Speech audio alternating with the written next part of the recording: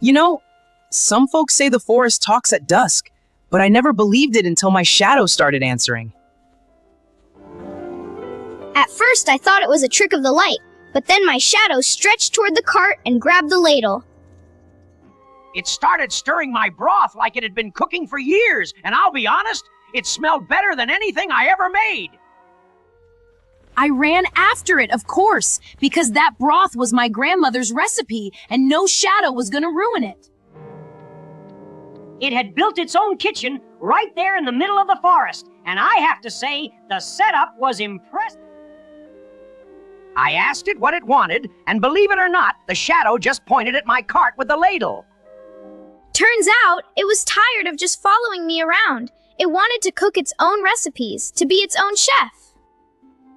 So I started teaching it. I showed it how to knead the dough, how to season the broth, how to make a proper noodle. It learned fast, I'll give it that.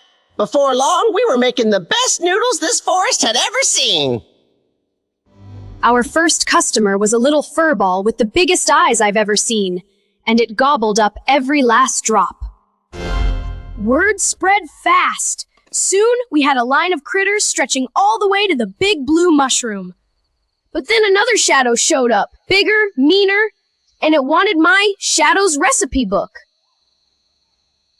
I couldn't let it take my shadow's dream. I grabbed the ladle and stood beside it, ready to fight. We fought together, me and my shadow, and for a moment, I thought we might actually win. I threw in the secret ingredient, my grandmother's special sauce, and the smell made the big shadow stop dead. I offered it a bowl, and to my surprise, it took it. The big shadow just wanted a taste. It finished the bowl and nodded at me. Then it melted back into the forest, leaving us in peace. From that day on, we were partners. My shadow and I running the best noodle cart in the whole glowing forest. Every evening, we raise a bowl to the forest and to the shadow that taught me that even darkness can cook. And that's how I learned that the best cooking partner is the one who's been with you all along, in the dark. If you ever find yourself in a glowing forest at dusk, follow the smell of noodles. That'll be us. And that's our story.